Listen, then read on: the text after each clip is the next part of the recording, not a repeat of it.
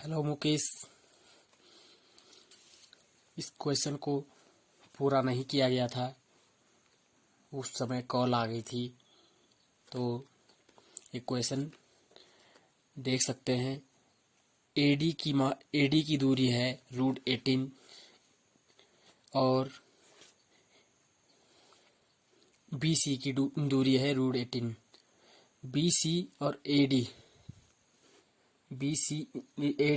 और BC की दूरी है √18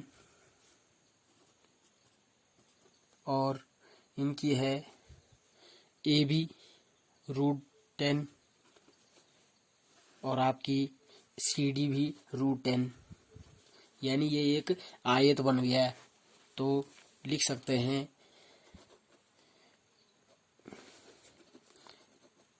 ABCD एक आयत है। दोस्तों, यदि कोई बिंदु किसी क्वेश्चन में आ जाता है कभी कभी कि y अक्ष पर वह बिंदु ज्ञात कीजिए जो इन दोनों बिंदुओं से निम्न बिंदुओं से समदूरस्थ है। तो दोस्तों, y अक्ष पर बोलता है तो y अक्ष ये है। यदि कोई y अक्ष पर होता है ना क्या बिंदु, तो x जो होता है ये 0 हो जाता है।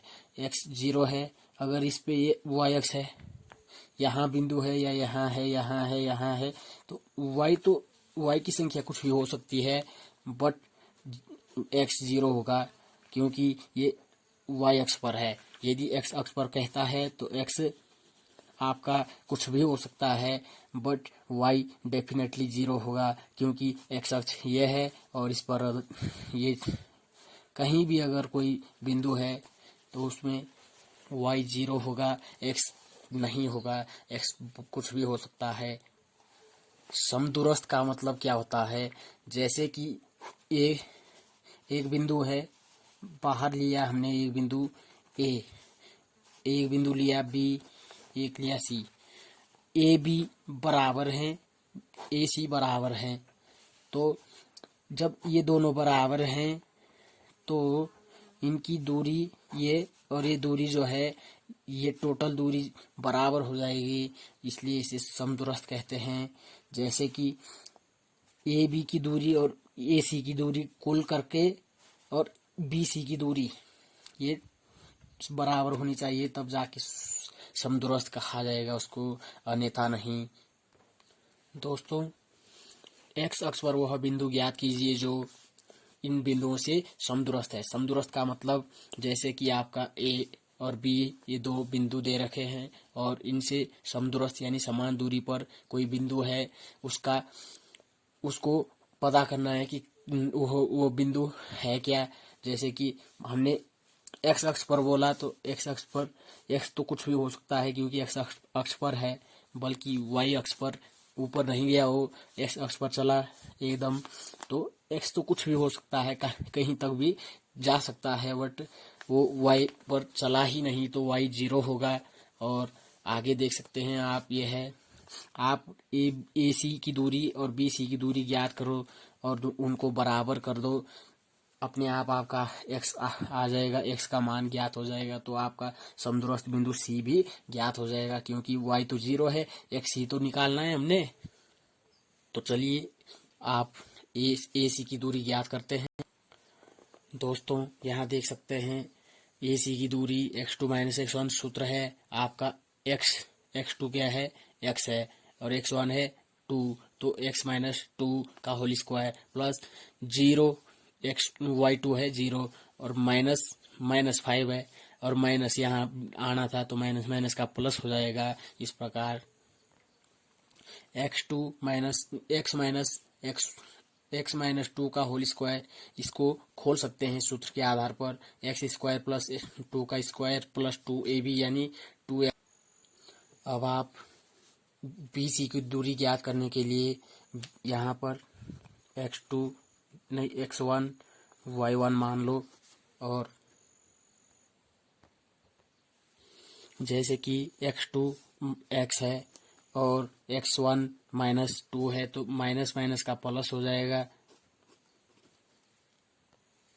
फिर से इसको x+2 का होल स्क्वायर सूत्र जो है a+b का होल स्क्वायर उससे खोल सकते हैं। तो ये लीजिए दोस्तों, ए सी की दूरी और बी सी की दूरी आ गई है। अब इनको हम बराबर करेंगे क्योंकि क्वेश्चन में कहा गया कि ये बिंदु इनसे समदूरस्थ है, यानी समान दूरी पर ये बिंदु इन दोनों से है। यहाँ से भी उतनी ही दूरी है, यहाँ से भी उतनी ही दूरी है, तो ये दोनों बराबर हुए, तो बराबर करते हैं, है ना। ए सी बराबर बी सी दिया है भाई, समदूरस्थ बोला गया है। अब आप ए सी का मान और बी सी का मान रख सकते हैं। दोस्तों यदि यहाँ से ये रूट उधर जाता है तो स्क्वायर में जाएगा, और जब यहाँ से स्क्वायर में जाएगा तो इसका स्क्वायर हो जाएगा, और आपका स्क्वायर से रूट कैंसिल हो जाएगा। इसलिए देख लीजिए, स्क्वायर से रूट कैंसिल या फिर रूट से रूट कैंसिल हो सकता है। यदि हम दोनों ओर स्क्वायर कर दें, यानी दोनों ओर वर्क करें, तो रूट से स्क्वायर कट जाएगा और आपका ये आ जाएगा। अब आप आगे बढ़ते हैं। -4x और +4x, ये यहाँ से यहाँ आएगा तो -8x हो जाएगा। एक्स स्क्वायर प्लस में है, कट जाएंगे, और 29 में से 85 जाएगा तो जितना बचता है वो आपका शेष है। तो 8x और 29 उस साइड चलेगा तो 15 में से 9 जाएगा तो 6 बचेगा आपका, 7 में से 2 जाएगा 5 बचेगा, 8 7 56 हो जाएगा, माइनस उधर चले जाएगा, और आपका जो आंसर आएगा वो आएगा x = -7। अतः इसलिए c बराबर -7, 0, यानी अतः ए ओ बी से समदूरस्थ बिंदु जो है वो है -7, 0 इज योर आंसर।